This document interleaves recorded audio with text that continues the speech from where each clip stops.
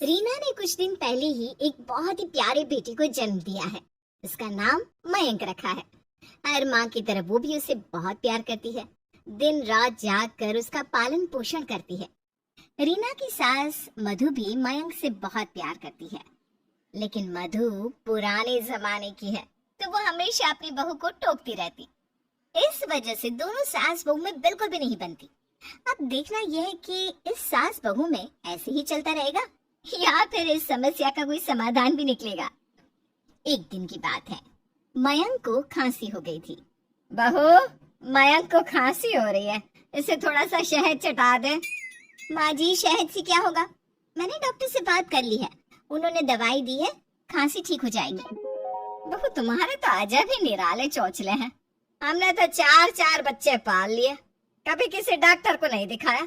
तुम तो जरा जरा सी बातों पर डॉक्टर के पास भागती हो। माँ, पहले का जमाना और था।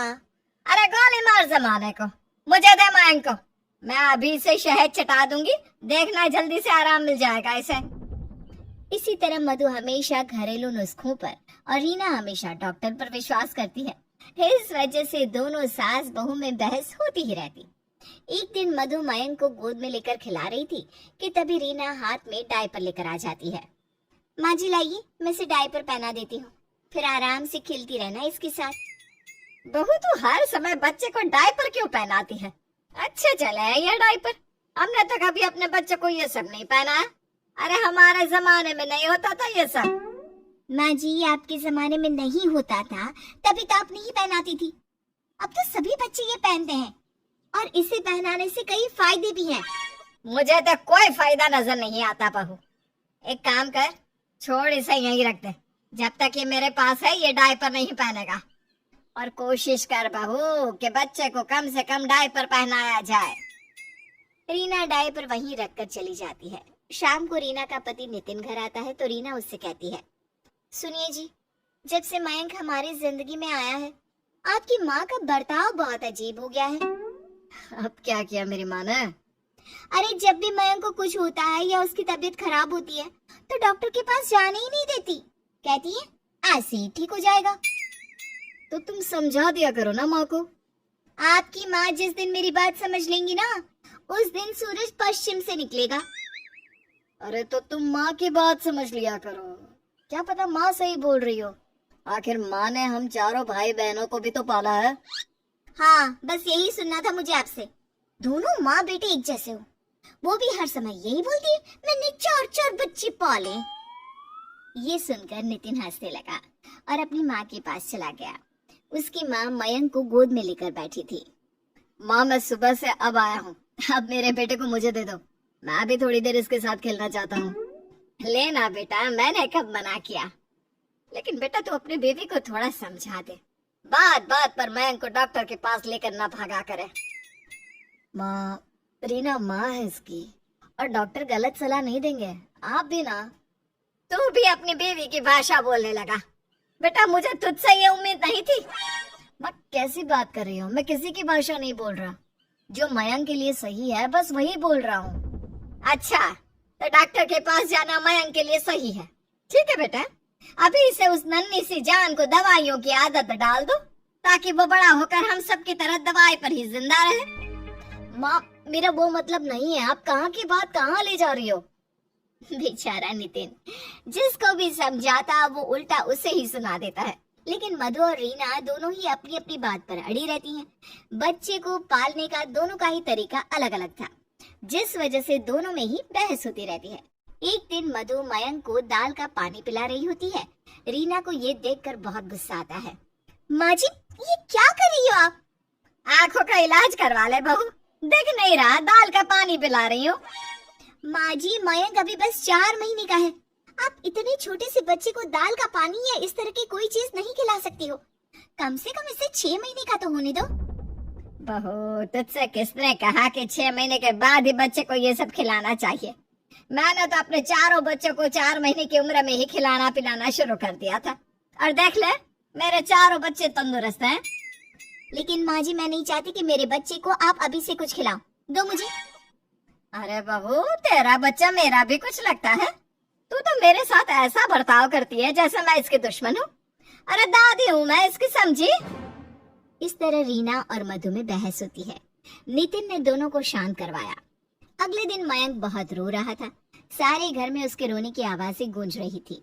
मयंक की आवाज सुनकर मधु अपने कमरे से बाहर निकली और कहने लगी, अरे बहू क्या हुआ? मयंक क्यों रो रहा है? पता नहीं माँ जी, शायद इसे कहीं दर्द हो रहा है। क्या करूं माँ जी? बहू लग रहा है इसके गैस बन रही है, थोड़ी देर कंधे से लगा ले, गैस निकल जाएगी तो वो चुप हो जाएगा।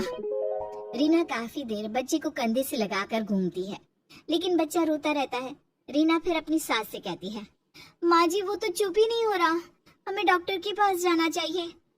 अरे रुक बहू, मैं इसे थोड़ी सी हिंग चटा देती हूँ, उससे ठीक हो जाएगा। इसके बाद भी मयंक चुप नहीं हुआ, तो रीना ने गुस्से से अपनी सास से कहा, माँ जी आपको नहीं जाना मेरे साथ तो मत जाओ। पूरी रात हो गई मेरे बच्चे को रोती हुई।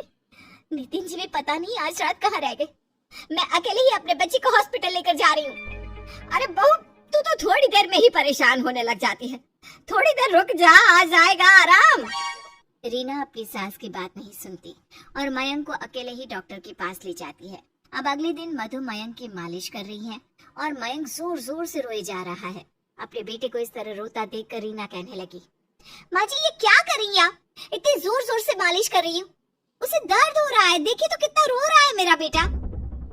बहू ऐसे मालिश करने से तेरा बेटा बहुत मजबूत हो जाएगा। लेकिन माँ जी आप अपना हाथ थोड़ा हल्का रखिए ना, ये इस तरह से रो रहा है तो मेरा तो दिल बैठा जा रहा है।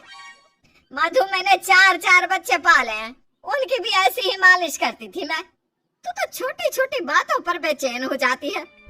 माँ जी पता नहीं आपने कैसे पाले हैं अपने बच्चों को, लेकिन मैं ऐसे नहीं पाल सकती।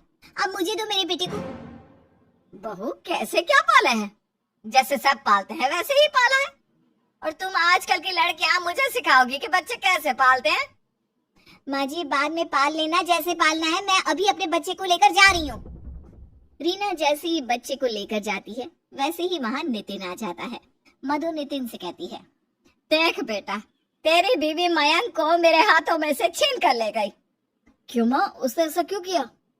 अरे बेटा मैं उसकी मालिश कर रही थी, वो रोने लगा, बस इतनी सी बात थी। अब दुखी मत हो माँ, मैं अभी बात करता हूँ। रीना, रीना यहाँ आओ। क्यों इतनी जोर जोर से चिल्ला रहे हो? मैंने अभी मयंक को सुलाया है, उठ जाएगा वो। बहू तूने क्यों सुला दिया? मालिश करने के बाद नहलाते हैं बच्चे को। माँ जी आपने बेचारे को इतना रुलाया कि वो मेरी गोद में आते ही सो गया, रोते रोते थक गया शायद। अरे बच्चे तो एक पल में हंसते हैं तो दूसरे पल में रोने लग जाते हैं, इसका मतलब ये नहीं कि तू उसके रोने का सारा इल्जाम मुझ पर लगाएगी। माँ मैं बात कर रहा हूँ ना रीना से, अब क्यों बोल रही हो? चुप हो जाओ ना माँ। अरे चुप कर, मुझे बात करने दे इससे, मैं पूछ ही लूं ये चाहती क्या है। रीना तुम ही चुप हो जाओ, माँ गुस्से में है अभी। आप अलग हट जाइए, आज इस बात का फैसला हो ही जाए।